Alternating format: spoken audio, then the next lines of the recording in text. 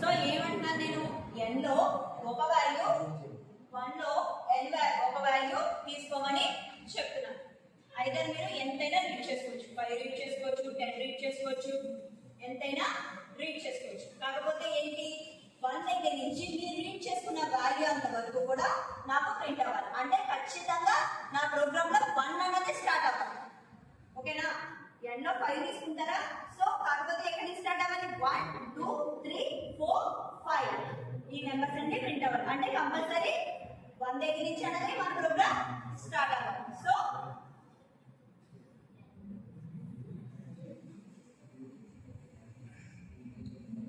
a is equal to 1 అని చెప్పేసి ఒక వేరియబుల్ లో డిక్లేర్ చేసుకుంటాం. సో ఇంకోటి ఏమంటున్నారు, n అనే వేరియబుల్ లో ఒక వాల్యూని రీడ్ చేయండి అని చెప్తున్నాను. సో అంటే ఇంకో వేరియబుల్ నేను n అనే వేరియబుల్ ఒకటి తీసుకోవాలి. ఒకటి 1 దగ్గర నుంచి స్టార్ట్ అవ్వడానికి ఒక వేరియబుల్ తీసుకున్నాను, అలాగే n వాల్యూ రీడ్ చేసుకోవడానికి ఇంకొక వేరియబుల్, దాన్ని నేను n అని పెట్టుకుంటాను.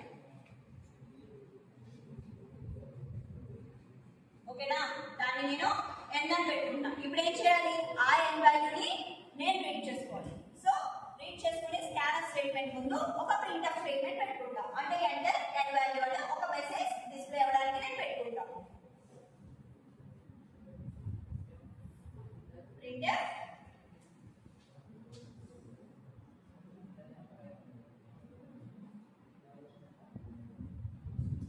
Enter n value.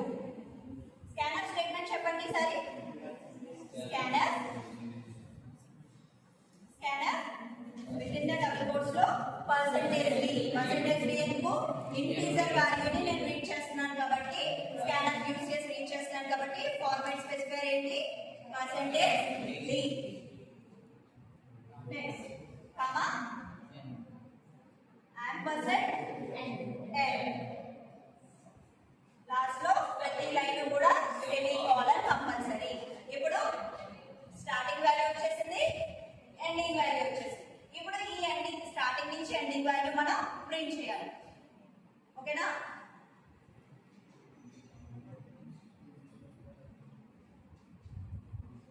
వైల్ లో ఎలా పెట్టాలి నేను? ఇప్పుడు కండిషన్ ఏంటి? 1 దగ్గర నుంచి ఫర్ ఎగ్జాంపుల్ నేను n లో 5 రీడ్ చేస్తే 1 2 3 4 5. So a less than equal to n అని తీసుకోవచ్చా? a less than is equal to n అని తీసుకోవచ్చా? నెక్స్ట్ ఇది ట్రూ అయితే ఏమవ్వాలి? మానిటర్ మీద నాకు డిస్ప్లే అవ్వాలి. సో అందుకే ప్రింటర్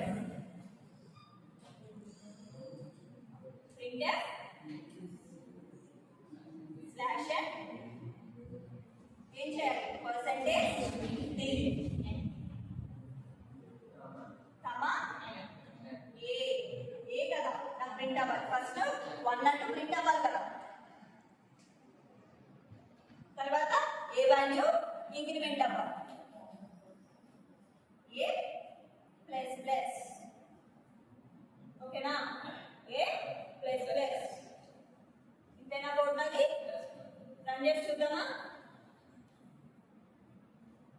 ఏమడుగుతుంది? ఎంటర్ n వాల్యూ అని అడుగుతుంది. అంటే లాస్ట్ నెంబర్ నన్ను ఏమని చెప్తుంది. ఆల్రెడీ 1 నేను తీసుకున్నాను, 1 దగ్గర నుంచి లాస్ట్ నెంబర్ నేను ప్రింట్ చేయడానికి లాస్ట్ నెంబర్ అనేది నేను ఇవ్వాలి. 5 తీసుకున్నాను అంటే నాకు 5 ఏమని ప్రింట్ అవ్వాలి? 1 2 3 4 5 వచ్చిందా? First a is equal to 1 అని అసైన్ చేసుకున్నాను. n వాల్యూ మీ ఇష్టం, ఎండింగ్ నెంబర్ మీ ఇష్టం, ఎంతైనా తీసుకోమని చెప్పాను. ఓకేనా? సో నేను ఫర్ ఎగ్జాంపుల్ ఈ ప్రోగ్రామ్ లో ఈసారి రన్ చేసినప్పుడు 5 తీసుకున్నాను. సో 5 అంటే 1 2 3 4 5 దాకా ప్రింట్ అవ్వాలి. సో అందుకే నేను ఏం చెప్పాను? a less than is equal to n. First loop ఎలా జరుగుతుంది? 1 less than is equal to 5.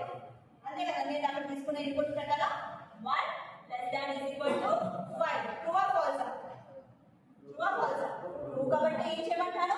ఏ వాల్యూని మానిటర్ మీద ప్రింట్ చేయాలంట. అంటే 1 ప్రింట్ అయిందా? నెక్స్ట్ ఏంటి? ఏ ప్లస్ ప్లస్. ఏ ప్లస్ ప్లస్ అంటే ఏ వాల్యూ ఇప్పుడు దాకా ఎంత ఉంది? 1. సో ఇప్పుడు ఏమవుతుంది? 2 అవుతుంది.